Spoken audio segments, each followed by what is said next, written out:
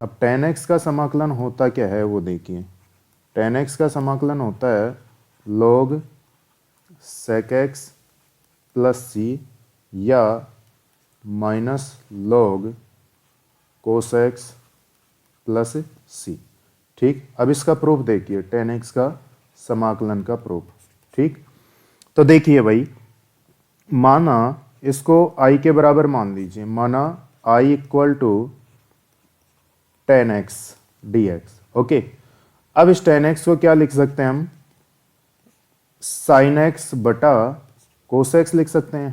ठीक है, dx। Okay, अब यहां से देखिए, यहां पर वही प्रतिस्थापन से होंगे। अभी आपको बोला था कि प्रतिस्थापन तो आपको सीखना ही होगा हर हाल में। ठीक है, तो यहां इस cos x को t मान लो। अब देखिए, प्रतिस्थापन का कोई नियम नहीं है। ठीक है, यहां पर आपको ये चीज जाननी होगी कि प्रतिस्थापन का कोई नियम नहीं है। ओके, यहाँ चलो आप वैसे इसको नोट डालकर लिख लेना, बाद चलो लिख ही लेते हैं, इधर बगल में कहीं पर भी लिख लेना कि वैसे तो प्रतिस्थापन का कोई विशेष नियम नहीं है। ये आप इस क्वेश्चन से ही मतलब नहीं है, बाद ये कहीं भी लिख लेना। वैसे तो प्रतिस्थापन का कोई विशेष नियम नहीं है, परंतु प्रतिस्थापन करते समय हमें उस फलन का प्रतिस्थापन करना चाहिए जिसका अवकलन भी दिख रहा हो। ठीक, और उसमें भी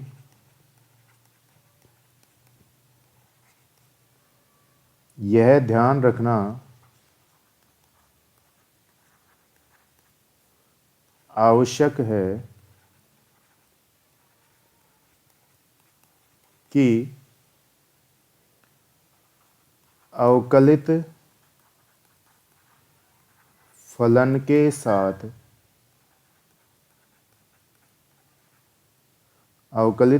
साथ dx भी आ जाए।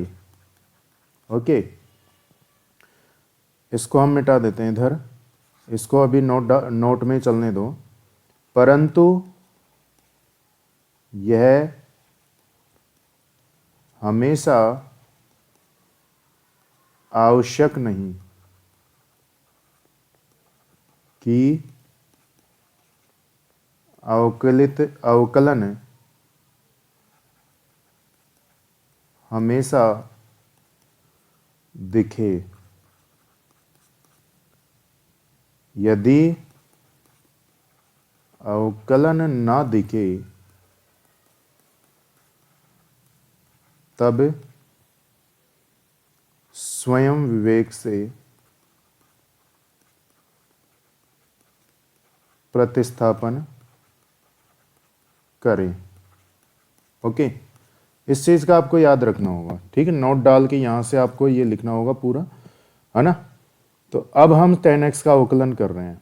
ओके, तो सर्वप्रथम हम tan x का अवकलन कर रहे हैं। तो tan x का अवकलन क्या होता, सॉरी, tan x, सर्वप्रथम हम tan x का समाकलन कर रहे हैं। तो tan x का समाकलन क्या होता है, log sec x plus C या minus log cos x plus C. आपको आंसर जनरल इस रूप में मिलेंगे। ये वैसे होता है, आपको बता रहा हूँ कैसे होता है, वो देखते हैं। ठीक है, प्रूफ देखिए इसका,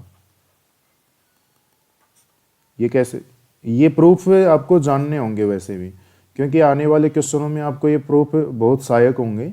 ये कैसे जोड़ तोड़ के जुगाड़ करना पड़ता है, इन जुगाड़ों से ही आपको ये आंसर लाने होंगे। ऐसा नहीं है कि इसी में ऐसा करना पड़ रहा है, क्यों सीधा आंसर ही तो क्यों नहीं ज्ञात कर लें। आंसर ज्ञात करने से ही मतलब नहीं है आपको, आपको ये चीज़ें सीखनी भी होंगी, क्योंकि अब क्वेश्चनों में ऐसे ही जुगाड़ तुगाड़ मिलाने होंगे अपने को, है ना। तो देखिए मान लीजिए इसको आई बराबर मान लेते हैं, ठीक है। तो tan x dx, ओके। तो आई बराबर देखिए tan x को हम क्या लिख सकते हैं, sin x बटा cos x, ओके। अब देखिए यहाँ पर प्रतिस्थापन किसका करें, यहाँ पर sin x का अवकलन cos x भी है, देखो sin x का अवकलन cos x दिख रहा है और cos x का sin x भी दिख रहा है। अब आप ये सोच रहे होंगे सर cos x का अवकलन तो माइनस sin x होता है, तो sin x के क्यों कर, यहाँ पर cos sin को t मान लो ना, ठीक है। sin को t मानना नहीं है, अपने को ये भी ध्यान में रखना है कि प्रतिस्थापन में जब प्रतिस्थापन करके अवकलन करते हैं तो उसके साथ dx भी आना चाहिए, ठीक है। तो dx क्या है ना, ऊपर रहता है, अंश में रहता है, तो ये कब जाएगा sin x के साथ, जब cos को मानेंगे तभी तो जाएगा, क्योंकि cos का अवकलन sin, तो cos को t मानना होगा यहाँ पर, sin को नहीं। sin को cos, sin का अवकलन cos तो हो जाएगा, लेकिन उसके साथ dx नहीं आएगा, ठीक है, लेकिन उसके साथ ये dx नहीं आएगा। तो यहाँ पर हमें क्या मानना होगा, sin को cos को t मानना होगा, ठीक है, cos x को t मानना होगा। अब सुनो, अब आप ये सोच रहे हैं कि सर cos x का अवकलन तो माइनस sin x होता है ना। तो मैं ये कह रहा हूं कि आपको ये जो चिन्ह होते हैं ना, ये माइनस प्लस या जो अचर होते हैं 2 3 4 है ना, -2 -3 जो भी है ना, उसका ध्यान नहीं रखना आपको, वो किधर वो अपनी जगह अपने आप सेट हो जाते हैं, उनके बारे में आपको सोचना ही नहीं है, ठीक है। आपको सोचना है अपने हमेशा कि ये dx किसके साथ आ रहा है ना, वो हमेशा अंश वाले के साथ आता है। तो जनरली आप हर वाले को t माना करो, ठीक है, जनरली हर वाले को t माना करो, ठीक। और क्यों, क्योंकि उसी के जो उसका अवकलन करते हैं वो अंश में दिखता है, तो उसी के साथ ये जो dx है ना वो आता है, ठीक है। तो ये कारण है, आपको हमें जनरली हर को t मानना है, हमेशा नहीं, जनरली, जब क्योंकि उसका अवकलन भी दिख रहा हो, ठीक है। यहाँ पर साइन और कोस दोनों में चक्कर पड़ रहा है, तो ये इस चीज का यहाँ पर ध्यान रखना होगा कि फिर हर वाले को मानना है, क्योंकि उसके साथ जो dx है ना वो आता है अंश में, ठीक है, अवकलन करने के बाद। ओके, तो हम चल रहे हैं अब वापस से, इसको मिटा देते हैं।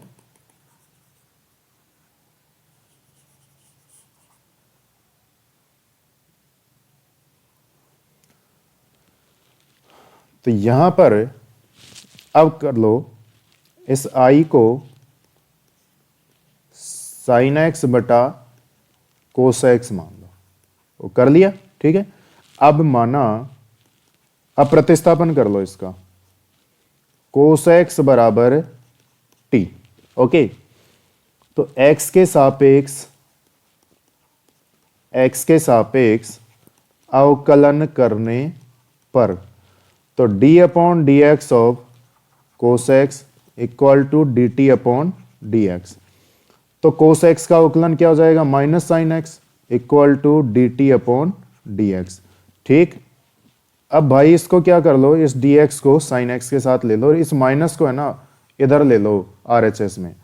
तो साइन एक्स डी एक्स बराबर, ये माइनस है, इधर होता तो वो इधर भी जा सकता है डी टी के साथ, ठीक है।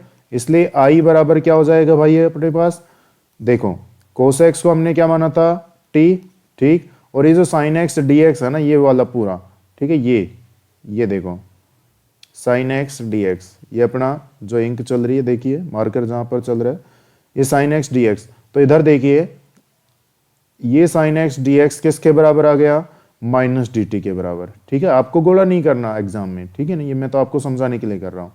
तो ये क्या हो जाएगा, माइनस का डी टी। अब माइनस बाहर ले लीजिए, ठीक है, तो माइनस बाहर लेंगे तो ये आ जाएगा अपने पास 1 अपॉन टी डी टी।